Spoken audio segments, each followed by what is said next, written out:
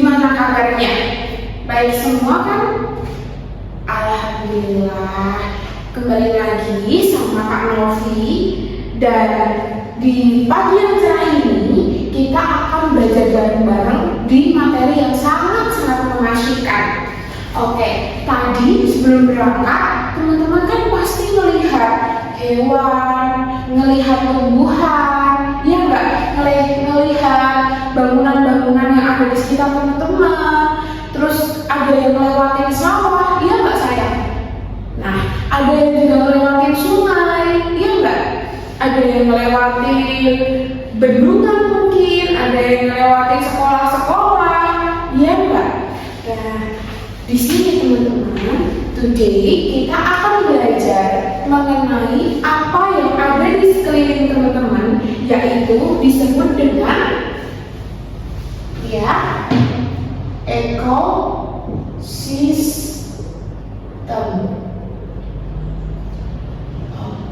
Today kita mempelajari mengenai ekosistem.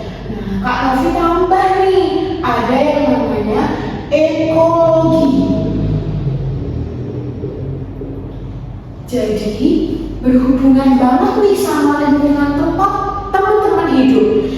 Ekosistem itu sebenarnya apa sih? Apa coba? Di SMP udah pernah kan?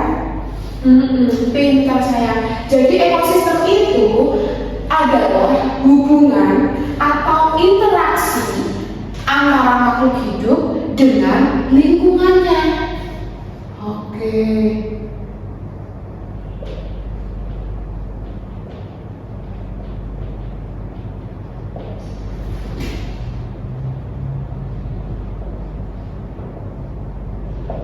Dengan lingkungannya.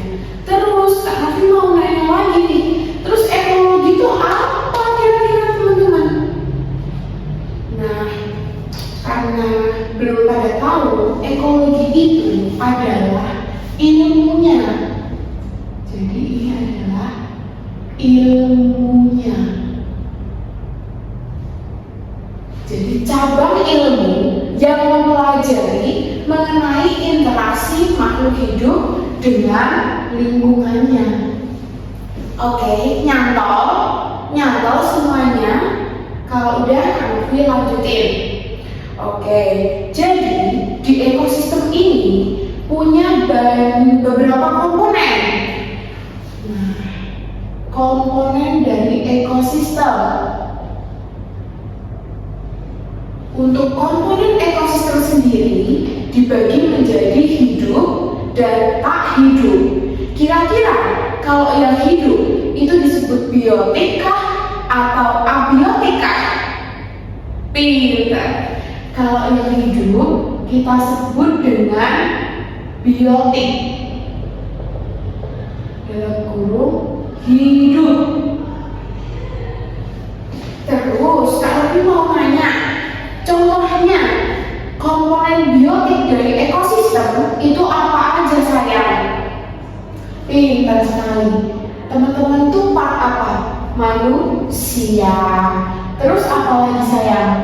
Manusia, pintar, hewan, tumbuhan, bakteri. Saya pintar, mantap.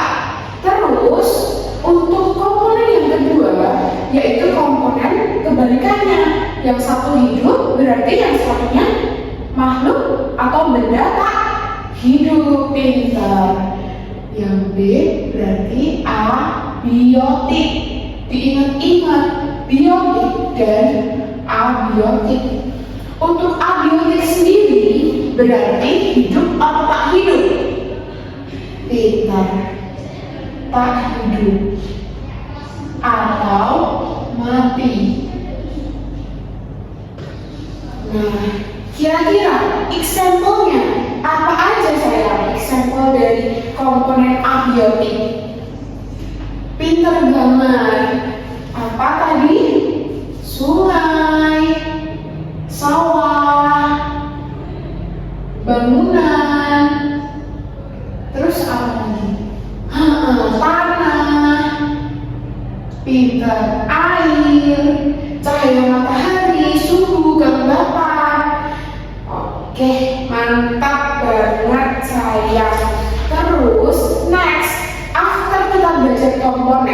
kita lanjut ke interaksinya. Karena ekosistem ini adalah hubungan interaksi makhluk hidup dengan lingkungannya, so kita have a lot of interaksi makhluk hidup dengan lingkungannya. Nah, kita akan mempelajari sedikit demi sedikit. Oke, nanti kalau ada yang bingung langsung aja tanya ke Kak Amri. Kak, maksudnya apa Kak? Itu ya sayang ya. Oke. Terus untuk komponen interaksi, ada beberapa interaksi makhluk hidup. Yang pertama, ada yang namanya predasi sayang. Predasi. Kira-kira kalau predasi, Kak Novi itu punya contoh nih. Ada macan atau harimau itu mengejar rusa. Terus rusanya tuh diburu sama mereka. Kira-kira siapa yang bertindak sebagai predator dan siapa yang bertindak sebagai korban atau mangsanya? Pintar. Jadi di hubungan predasi itu pasti banget ada yang namanya predator dan mangsa. Predasi ada predator dan mangsa. Nah, hubungannya apa? Hubungannya predator dia yang memburu mangsa. Next, aman, nyantol. Example-nya apa tadi sayang? Example-nya tadi harimau dengan rusa. Terus kita lanjut ke interaksi makhluk hidup selanjutnya.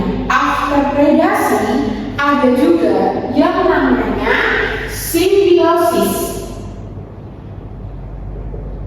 Nah, untuk simbiosis sendiri itu juga dikelompokkan dalam beberapa macam. Yang pertama, ada simbiosis mutualisme.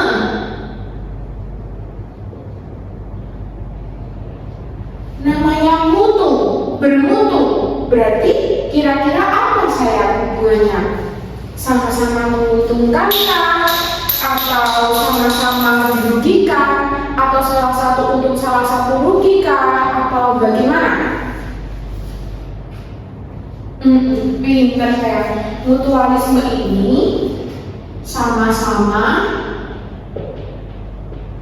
untung. Pintar. Terus example-nya apa nih kalau sama-sama untung? Interaksi yang kira-kira membuat makhluk hidupnya itu sama-sama diuntungkan. Apa sayang? Oke, pintar. Contohnya, example-nya adalah tadi apa? Bunga dengan pintar. Kupu-kupu atau lebah.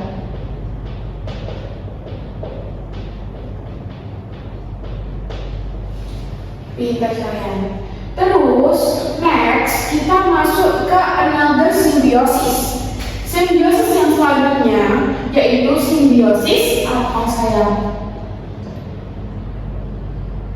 Simbiosis komensalisme. Ingat, komen, mengkomen berarti yang salah satu untung, yang salah satu apa sayang? Sebenarnya tidak dirugikan gitu. Jadi kami tulis sekalian, satu untung, satu netral. Untuk example-nya apa nih sayang? Example-nya contohnya apa? Pintar sayang. Contohnya ikan hiu dengan ikan remora.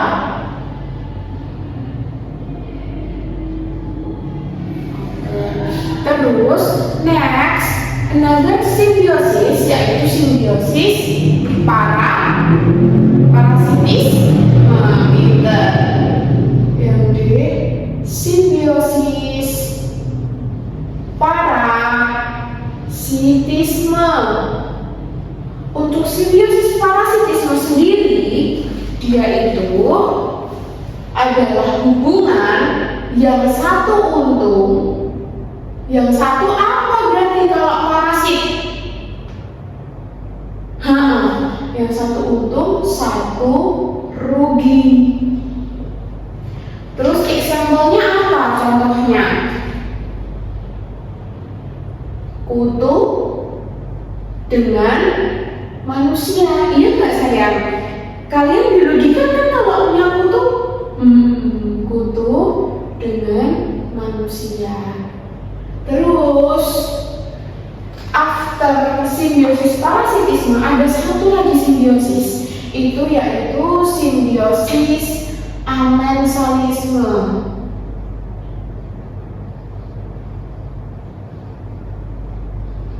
Untuk amensalisme sendiri ini sebenarnya emang jarang sih, mungkin teman-teman baru aja dengar. So ini adalah new insight. Kalau amensalisme itu adalah yang satu netral, yang satu rugi. Example-nya apa kak? Nah, example-nya adalah tumbuhan jati dengan tumbuhan di sekitarnya.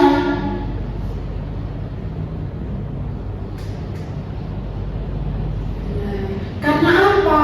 Karena jati sama pinus itu biasanya dia mengeluarkan getah sayang. Jadi getahnya itu sebenarnya beracun dan dia bisa meracuni kayak rumput, ilalang atau bahkan tumbuhan-tumbuhan di sekitarnya. Maka biasanya kayak pinus, jati itu tuh dia hidupnya tuh homogen, di hutan homogen. Jadi nggak ada tumbuh-tumbuhan lain kayak gitu sayang. Nah, tapi bagi jati sama pinus yang mengeluarkan getahnya itu, dia itu sama sekali enggak diuntungkan dan sama sekali dia enggak dirugikan. Jadi dia itu emang mengeluarkan getah aja, bukan untuk apapun gitu sayang. Terus lanjut, kita belajar mengenai aliran energi. Oke, masih cukup ya. Kita belajar tentang aliran energi. Untuk aliran energi sendiri namanya aliran energi. Berarti Kak Novi ada dua nih sayang. Ada dua. Namanya yang satu rantai makanan, yang satu jaring-jaring makanan.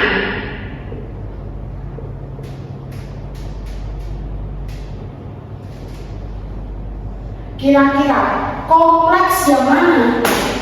Maaf sayang, kompleks yang mana? Yang jaring-jaring makanan atau yang rantai makanan? Pinter, lebih kompleks ya jaring-jaring makanan. Lebih kompleks. Berarti yang satu sederhana. Terus panahnya dia satu arah. Jadi aliran energinya itu satu arah. Sedangkan dia lebih dari satu arah.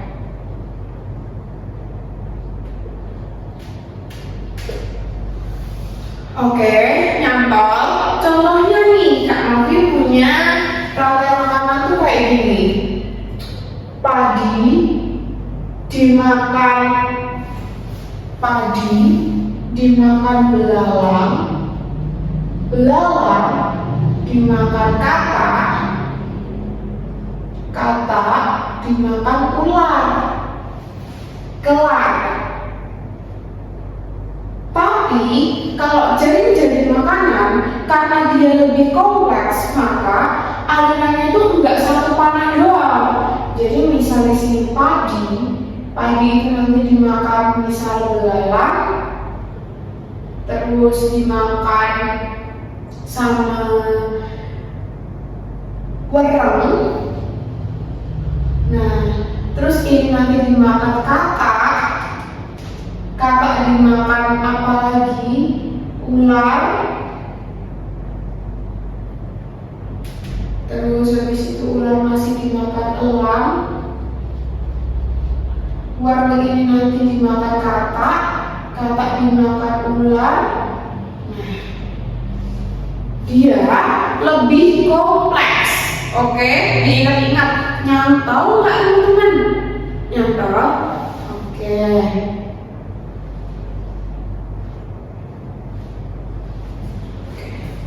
Ada yang mau ditanyain dulu? Sampai sini? Masih aman? Oke, karena ini nggak cukup, Kak Novi izin hapus papan tulisnya dulu ya sayang ya.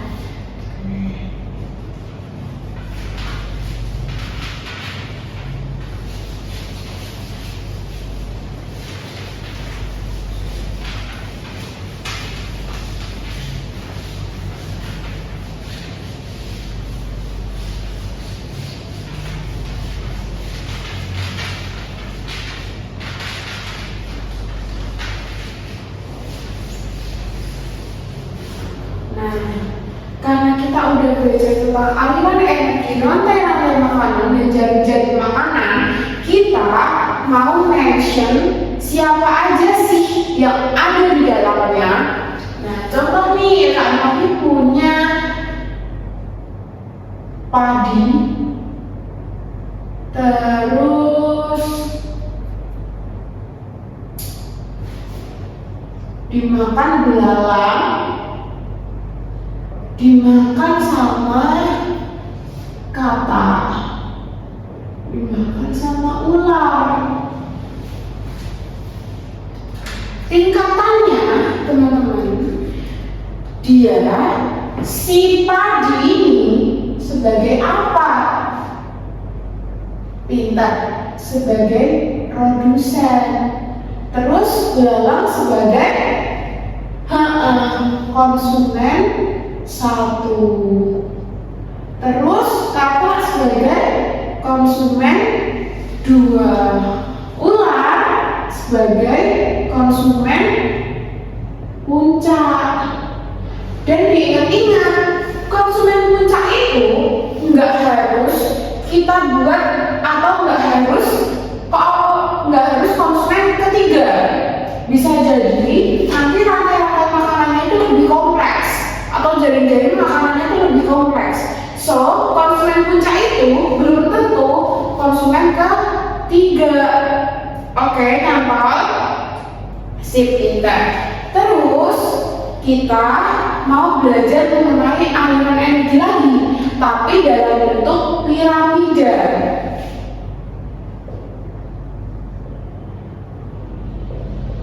Piramida ekologi. Oke. Piramida ekologi itu terbagi menjadi 3 jenis piramida. Yang pertama ada piramida jumlah. If we say jumlah, so kita akan tahu bahwa piramida jumlah ini berkaitan dengan, ya of course, tentang jumlah. Berarti piramida yang tingkatannya berdasarkan jumlah. Jumlah terbanyak itu ada di produsen kah atau ada di konsumen puncak kah? Di produsen. So, untuk piramidanya berarti gambarnya gimana sayang? Yang pertama ini diisi apa yang paling bawah? Pintar. Yang paling bawah diisi dengan produsen, terus konsumen 1, konsumen 2, dan konsumen puncak. Sip. Terus di another of piramida kita akan menjumpai yang namanya piramida energi. Nah, untuk piramida energi sendiri, of course kita mengaitkan atau link back dengan jumlah energinya. So, tingkatannya berdasar energi. Tingkatannya berdasar jumlah energi.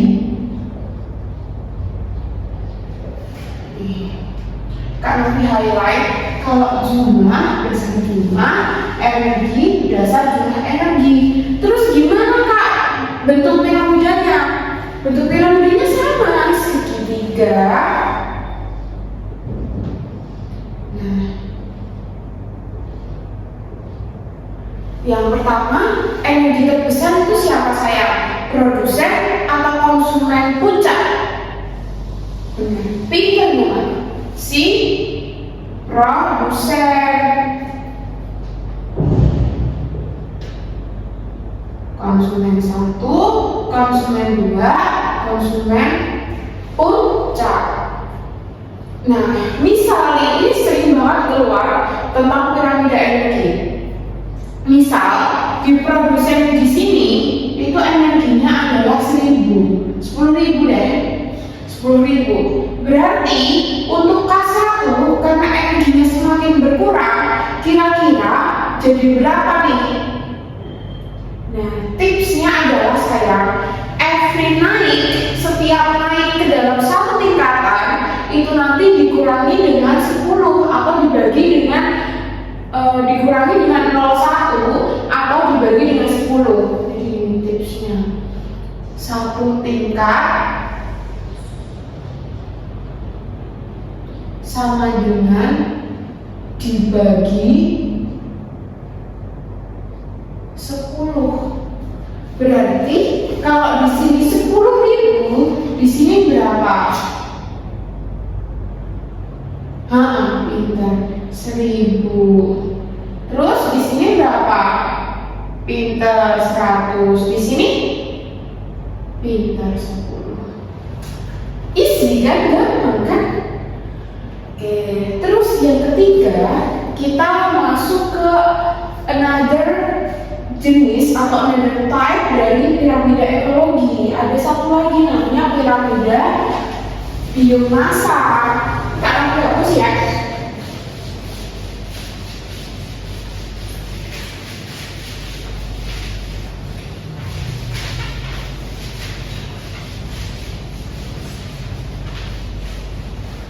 Oke, ada satu lagi namanya piramida biomasa.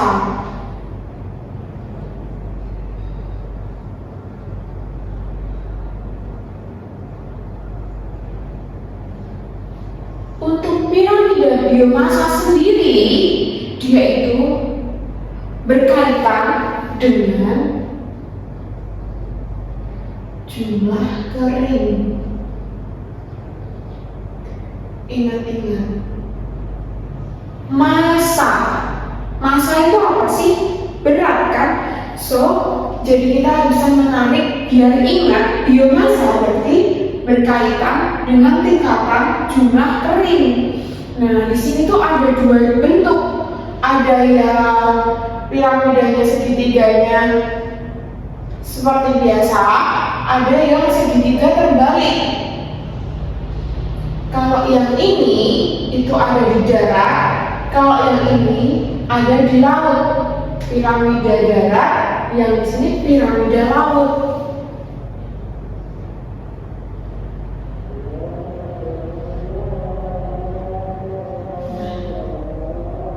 Oke, yang pertama tetap siapa saya? Produsen. Konsumen 1, konsumen 2, dan konsumen puncak. Dan di sini tuh sebenarnya sama, tapi produsennya ada di bawah. Produsen, konsumen 1, konsumen 2, dan konsumen puncak atau konsumen 3. Kok iso mbak? Kenapa? Kenapa nih kira-kira? Kenapa kok bisa ya dari laut itu terbalik? Karena produsen dari laut itu siapa sih sayang? Fitoplankton.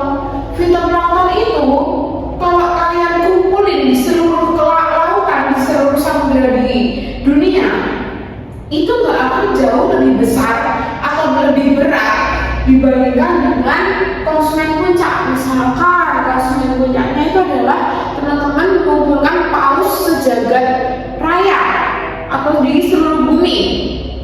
Nah, itu kalian ketika timbang masa kering atau jumlah berat keringnya, jumlah kering atau berat kering itu nggak akan lebih berat, itu pasti jauh lebih berat dibandingkan dengan berat dari si fitoplankton.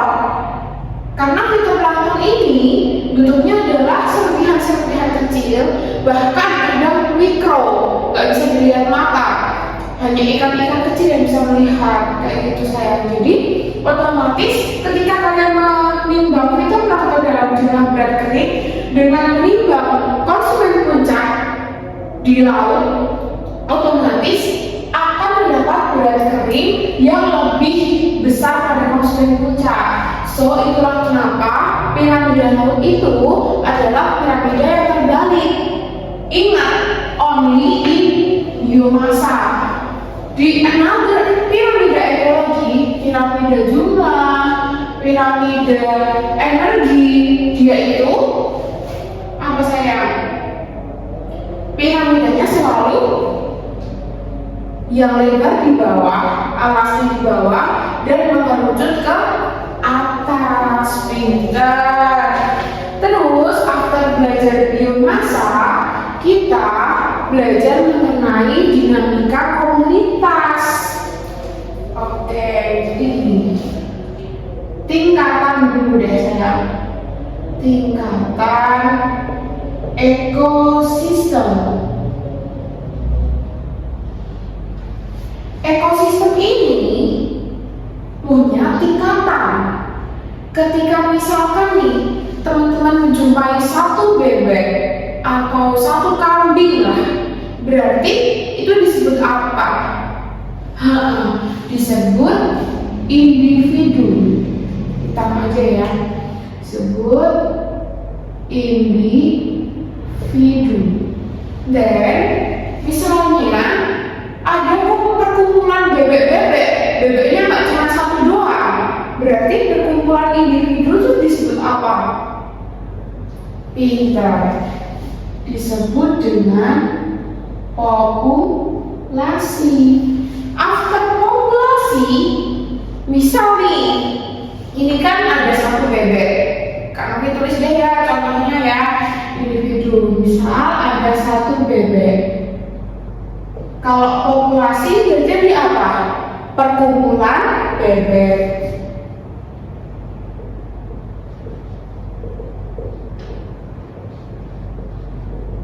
Terus komunitas. Nah, kalau komunitas berarti perkumpulan bebek dan perkumpulan kambing. Misalnya kayak gitu sayang. Jadi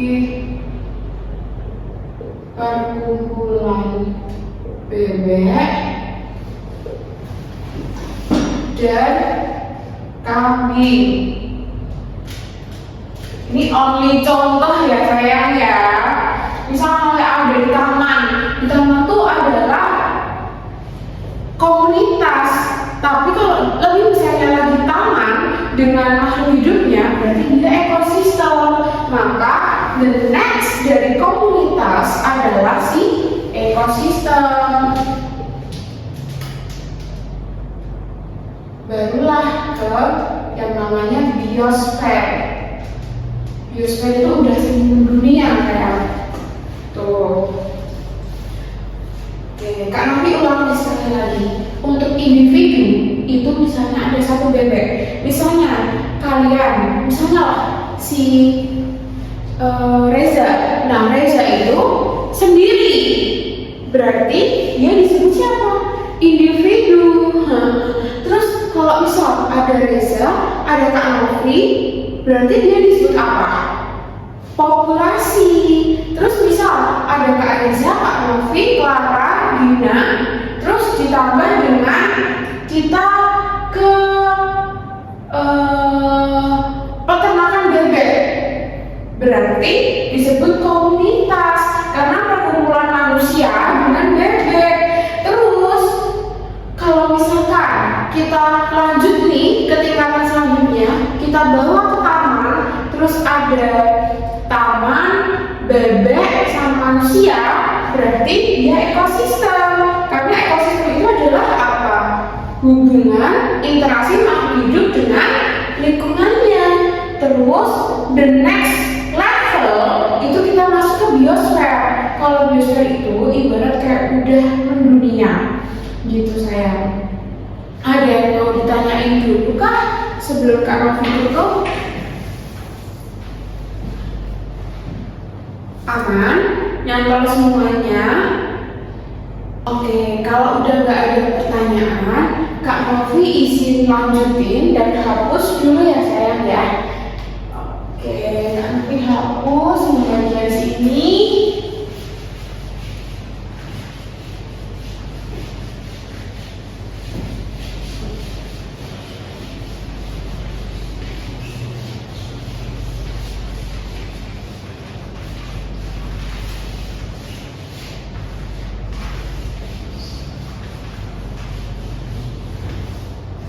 Terus kita mau belajar mengenai daun biogeokimia.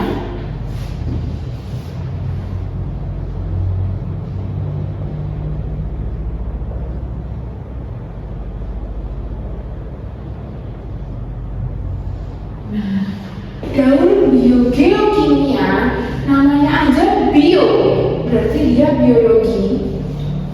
Terus kimia berarti melibatkan unsur-unsur kimia.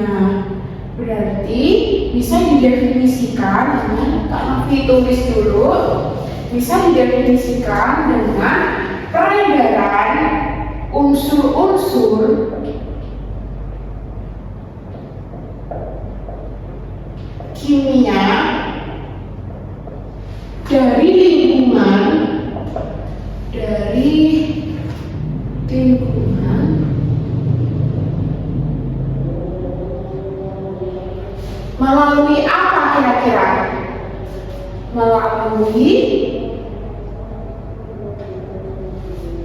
komponen biotik.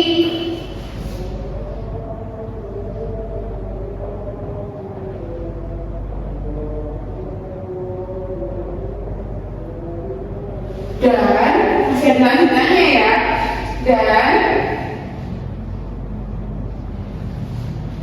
Dan apa sayang? Kembali lagi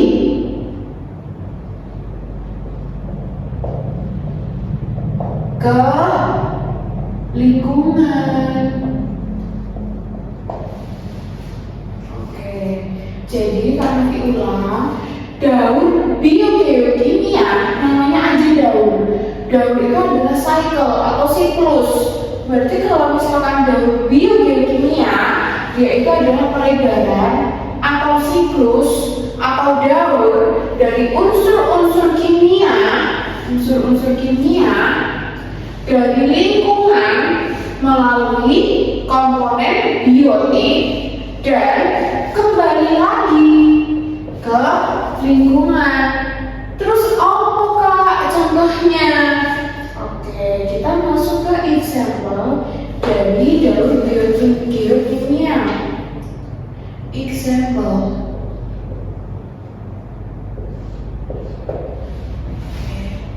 Example dari daur biogeokimia. Yang pertama ada daur yang namanya daur air.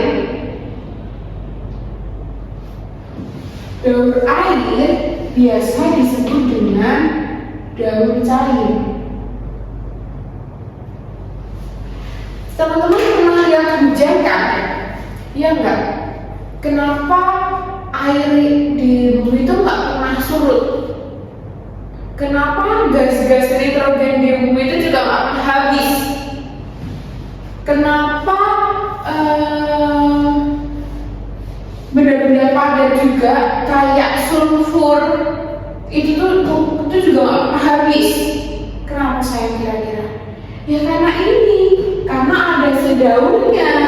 Karena kalau nggak ada daun biogeokimia, air yang mengalir nggak dialirkan lagi, nggak naik, itu nanti nggak akan bisa ada terus sayang di muka bumi.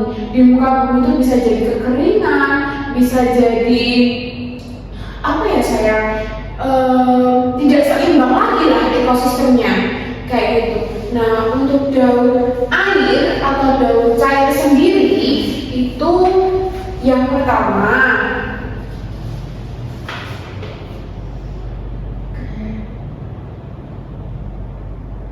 A, ya kan tulis A. Kira-kira yang pertama itu apa sayang? Daun air atau daun cair? Berarti yang pertama penguapan. Penguapan disebut juga apa? Evaporasi. Jadi ibarat ada air menguap. Menguaplah. After menguap kan jadi awan nih sayang, ya nggak? Jadi awan. Kalau pas jadi awan namanya apa? Kondensasi. Nah,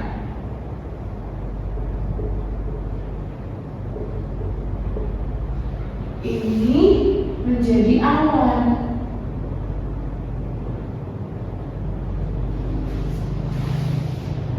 Oke. Terus after kondensasi ada namanya apa? Jadi after menguap jadi awan, terus habis itu turun hujan, ya.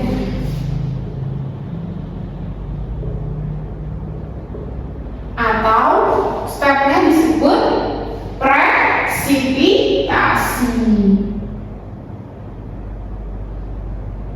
After presipitasi mengalir ke tanah, diserap oleh tanah jadi air tanah, berarti disebut apa? Pintar, infiltrasi atau mengalir dan menyerap ke tanah. Mantap. So, tadi yang pertama adalah evaporasi, penguapan. Nyantol, pintar. Terus habis evaporasi jadi awan, kayak ibarat membeku jadi awan, jadilah kondensasi. After jadi awan, turunlah hujan. Turun hujan itu berarti apa sayang?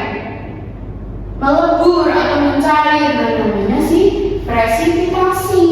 After itu dia mengalir menjadi air tanah, mengalir ke sungai, ke danau, ke bendungan dan lain sebagainya, disebut infiltrasi.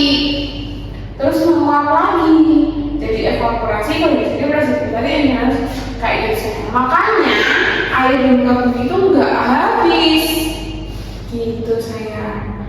Paham sampai sini? Pintar. Terus another daun lagi itu sebenarnya ada beberapa. Yang pertama, yang kedua ada daun padat atau sedimen. Nah, daun padat atau sedimen ini dia bisa example-nya itu, contohnya adalah daun fosfor.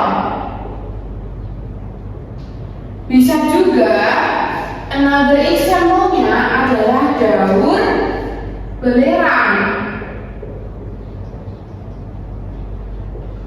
atau sulfur.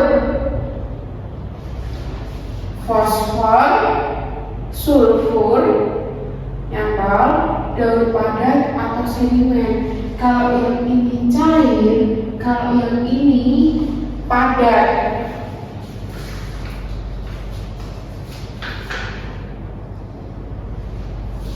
Nyantol, kalau nyantol Kak Novi lanjut another type of daur. Nah, after daur air, daur padat, ada juga daur gas.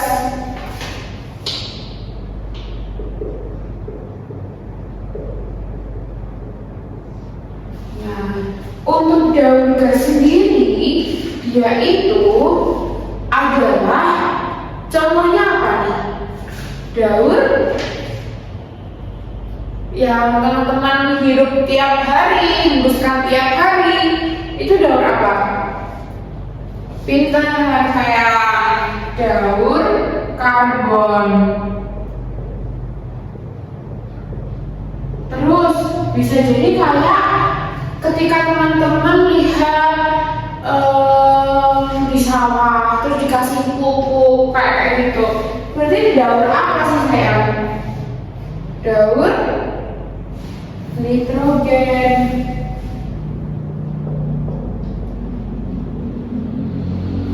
Nitrogen kan gas kan sayang, iya enggak? Gas enggak? Gas, nitrogen itu gas. Oke, aman. Jadi daur kan diulang, ada daur cair, padat, dan daur gas.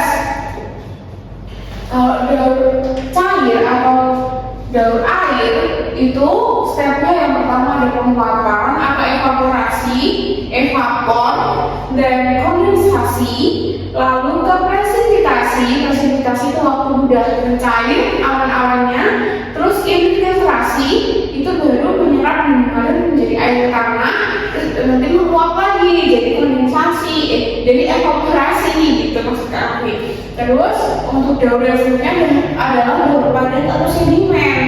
Daur padat atau sedimen ada daur fosfor, ada daur belerang atau si sulfur. Terus daur gas, kalau daur gas sendiri berarti ada daur karbon dan daur nitrogen. Pintar. Terus kalian izin hapus ya kayaknya ya di nomor selanjutnya biar kita bisa belajar another knowledge lagi.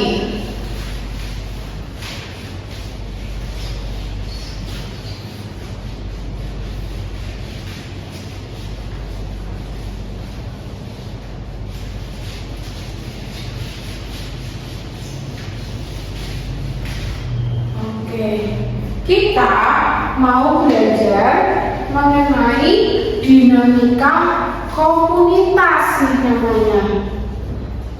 Dinamika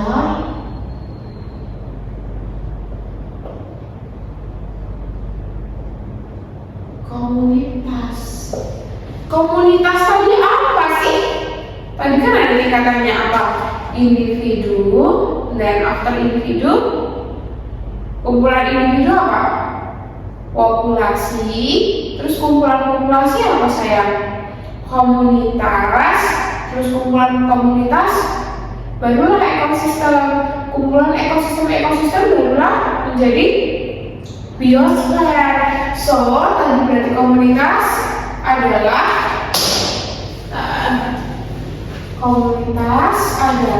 kumpulan dari populasi. Kumpulan dari siapa sayang?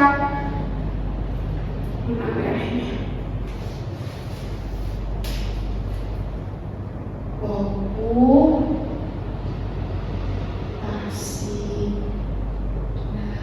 Dinamika komunitas ini perkumpulan dan populasi. Dia juga bersiklus, yang artinya dia itu akan terus mendaur ulang. Jadi ibarat kayak nggak akan pernah habis gitu ya, nggak akan pernah ibaratnya itu kayak keadaan tertentu bisa balik ke keadaan semula.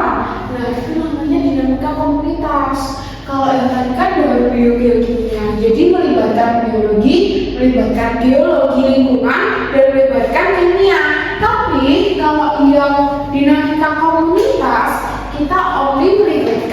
komunitasnya. Jadi ibarat ekosistem komunitas populasi itu misalkan udah kayak rusak, terus habis itu apa ya saya kayak terkena something yang membuat dia itu enggak seperti wujud aslinya, dia itu sebenarnya bisa berdinamika, dia itu bisa mendaur ulang dirinya, dia bisa memperbaiki dirinya.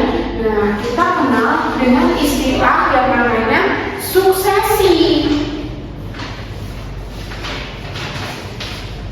Berarti kami tulis di sini. Kita kenal dengan nama suksesi. Nah, suksesi sendiri itu bisa didefinisikan sebagai perubahan komunitas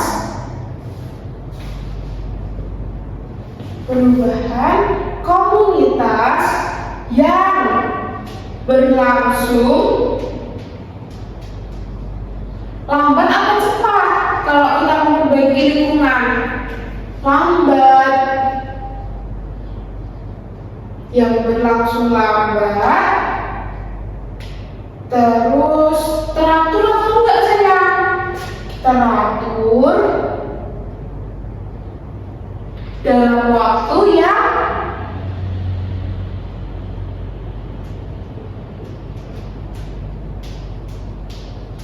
lama.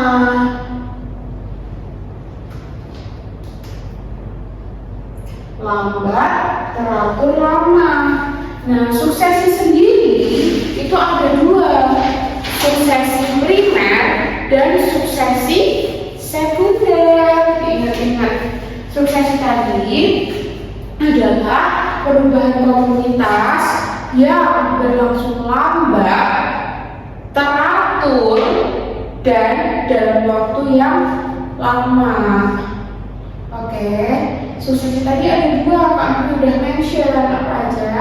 Suksesi primer dan suksesi sekunder. Pintar.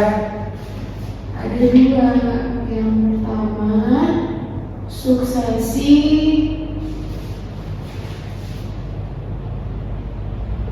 primer. Nah, kok jelek banget ya, mirip ya? Suksesi primer.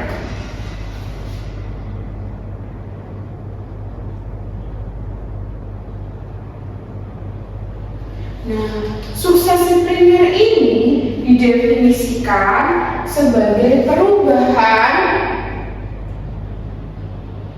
komunitas, kehidupan di atas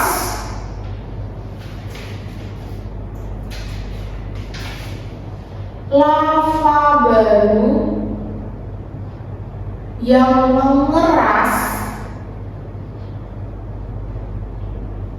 atau di atas tanah kosong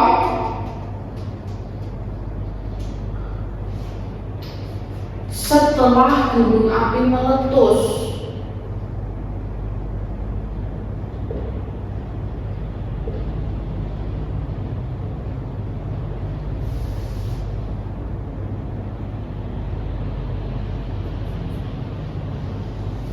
Atau gletser mencair. Paham? Jadi di sini itu dia udah tidak ada kehidupan lagi.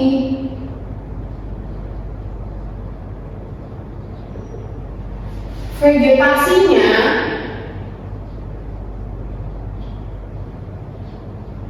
sudah rusak. Benar-benar kita mulai dari nol ya Kak. Kayak gitu suksesi primer tuh. Sedangkan kalau suksesi sekunder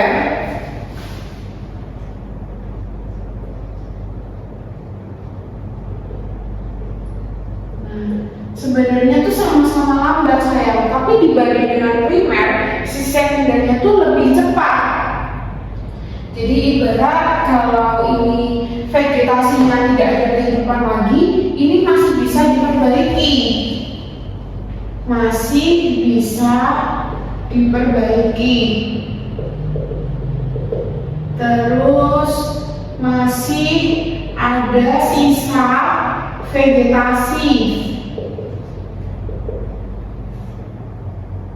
Contohnya, kalau ini kan gunung api meletus, ada lava baru, terus gletser mencair. Tapi kalau suksesi sekunder, contohnya nih, peristiwa kebakaran hutan, banjir,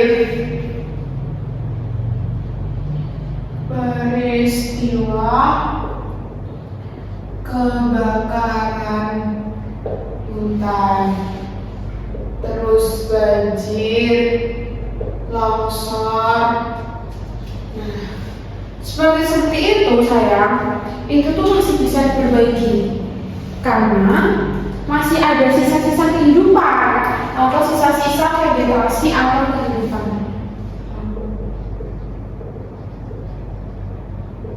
Semakin bawah semakin kecil ya, bisa dilihat di belakang. Aman? Oke.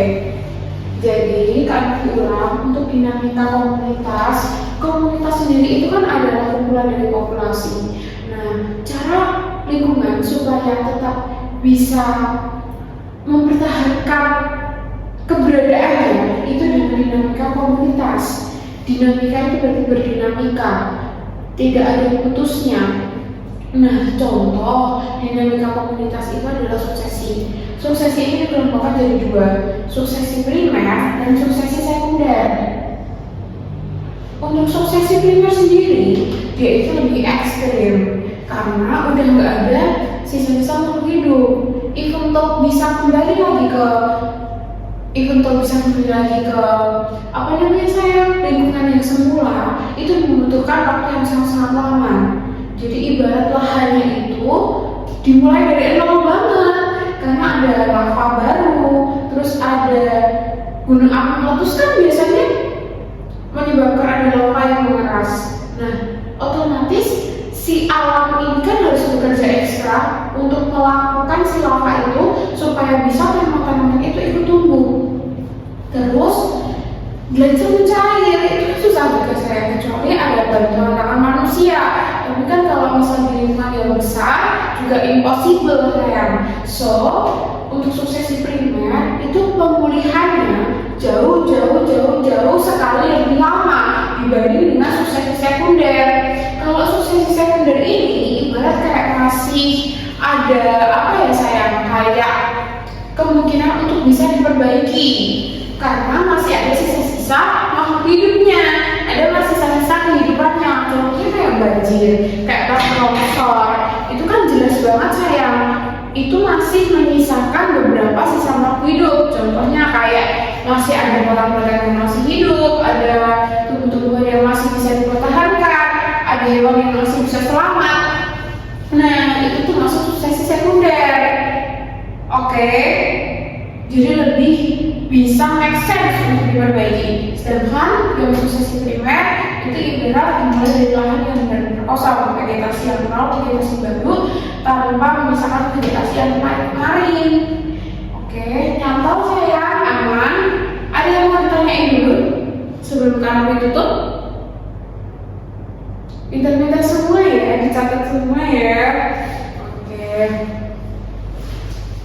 Kalau nggak ada yang mau ditanyakan, kami cukupkan sekian dari Kak Novi. Kalau ada yang salah kata maupun perbuatan teman-teman, kami minta maaf.